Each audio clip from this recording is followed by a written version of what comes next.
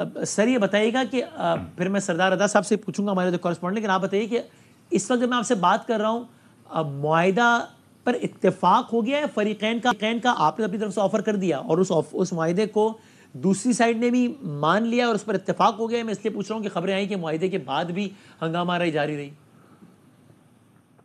बादामी साहब देखें, इसमें दो बुनियादी चीज़ें हैं। नंबर वन ये कि दो इश्यूज़ थे, इसके दो पार्ट थे। जब हमारे इनके साथ नेगोशिएशन फाइनल हुई थी, क्योंकि हमारी इनके साथ बड़ी मैराथन एक्सरसाइजेज हुई हैं, तो हमारा 10 निकात के ऊपर इनके साथ इत्तेफाक हुआ, फिर हमने इसको नोटिफाई किया। इसमें जो इनका एजेंडा आइटम नंबर 1 था, जब पहले हमसे इनका इत्तेफाक हुआ कि आप आटे के ऊपर टारगेटेड सब्सिडी दीजिए, तो हमने इससे इत्तेफाक किया, लेकिन थोड़े अरसे के बाद ये इससे डेविएट कर गए। फिर उसके बाद मुज़ाकरात चलते रहे और फिर तातल का शिकार हो गए। इस दौरान आपका पाकिस्तान का इलेक्शन आ गया और फिर एक केयर टेकर सेटअप आ गया। अब जो दो चीज़ें थी बुनियादी जिसके ऊपर क्योस था, उसमें एक आटा था और एक सस्ती बिजली थी। ये दोनों चीज़ें, क्योंकि अगर हम अपना इंटरिम कॉन्स्टिट्यूशन 74 देखते हैं तो उसके शेड्यूल ए में फॉल करते हैं और शेड्यूल ए फेडरल सब्जेक्ट्स है। जब तक हमें फेडरल गवर्नमेंट इसके ऊपर, क्योंकि इसमें अगर हम पैदावारी लागत के मुताबिक उनकी डिमांड को मीट करते हैं तो नेपरा भी आएगा, वापडा भी आएगा, वाटर डिवीज़न भी आएगा, फाइनेंस डिवीज़न ऑफ पाकिस्तान भी आएगा और उनकी कैबिनेट भी आएगी और फिर आज़ाद कश्मीर के स्टेक होल्डर्स भी आएंगे। तो इत्तेफाक ऐसा हुआ कि इनके साथ इन्होंने 30 अप्रैल को हमारे साथ दोबारा इनके मुज़ाकरात हुए, जो 11 मई की इनकी एक स्ट्राइक थी। लेकिन उसमें क्योंकि हमारी फेडरल गवर्नमेंट के साथ अभी बातचीत होने जा रही थी, हमने इनके इश्यूज़ वहाँ पर टेकअप किए थे। इस दौरान इनकी स्ट्राइक हो गई और फिर वो स्ट्राइक थोड़ी सी स्ट्राइक पुरअमन तरीके से हर एक शहरी का हक है, हमने उसको कभी भी रिस्ट्रिक्ट नहीं किया। बल्कि आपने देखा होगा कि सारे एपिसोड के दौरान पुलिस ने बड़ा रिस्ट्रेंट शो किया, गवर्नमेंट ने बड़ा रिस्ट्रेंट शो किया। उसकी बुनियादी वजह यह है कि एक सेंसिटिव रीजन है और इसकी अपनी एक इम्प्लीकेशंस हैं। तो हमने इन सारी चीज़ों को मलूज़ खातर रखा। लेकिन आज क्योंकि जब ये एस्केलेशन हुई और लोगों ने मार्च शुरू किया, तो कल जरदारी साहब ने पीपल्स पार्टी की लीडरशिप को बुला लिया और आज प्राइम मिनिस्टर साहब ने आज़ाद कश्मीर की सारी जुमला लीडरशिप को और फेडरल कैबिनेट को बुलाया। और हम उनका शुक्रिया अदा करते हैं कि आज उन्होंने 23 अरब रुपए हमें रिलीज़ किए। जो ही उन्होंने रिलीज़ किए, हमने बिजली का भी नोटिफिकेशन जारी कर दिया और आटे की सब्सिडी भी हमने उनके ख्वाहिशात के मुताबिक जारी कर दी। हम उम्मीद करते हैं कि अब इन सारे अवामिल के बाद अब एक ये सब कुछ का कॉल ऑफ करके इसको एक पीसफुल वे में दोबारा लेके आगे चलेंगे। यानी कॉल ऑफ अभी तक हुआ नहीं है, इसका मतलब क्यों नहीं हुआ? क्योंकि अभी उनके साथ, क्योंकि उनकी डिमांड्स तो हमने मीट कर दी हैं। अब मेरा ख्याल है कोई जवाजियत पीछे रहती नहीं है ऐसी। जो उनके इश्यूज़ थे वो सब के सब एड्रेस हो गए। तो मेरा ख्याल है कि अब उनके नुमाइंदों के साथ भी हमारी कमेटी की बातचीत चल रही है।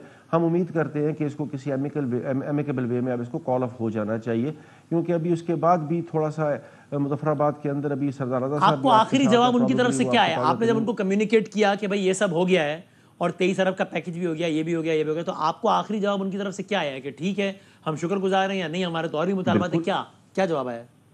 नहीं, उनकी कई मीडिया टॉक्स आई हैं और उन्होंने इस बात को अप्रिशिएट भी किया है। मैं समझता हूं कि उनकी यही दो मेजर डिमांड्स थी जो फेडरल से रिलेटेड थी। दोनों को आज नोटिफिकेशन करके इंश्योर कर दिया गया। तो फिर उन्होंने आपसे क्या कहा कि फिर वो मुजाहरा खत्म क्यों नहीं किया उन्होंने अभी तक?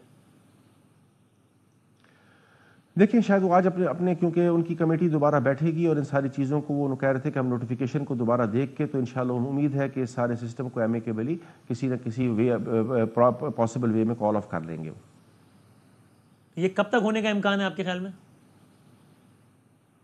ये तो मेरा ख्याल है नोटिफिकेशन उन तक पहुंच गए हैं और उन्होंने आपस में, क्योंकि अब तो ट्रेडर्स के अलावा भी कुछ एलिमेंट्स इसके अंदर हैं, सिर्फ ट्रेडर्स नहीं है। पहले तो इसमें सिर्फ ट्रेडर्स थे क्योंकि ट्रेडर्स की अपनी डिमांड थी। अब इसमें बाकी लोग भी शामिल हो गए हैं, कोई पॉलिटिकल लोग भी इसमें आ गए हैं, कोई नॉन पॉलिटिकल लोग भी इसमें आ गए हैं।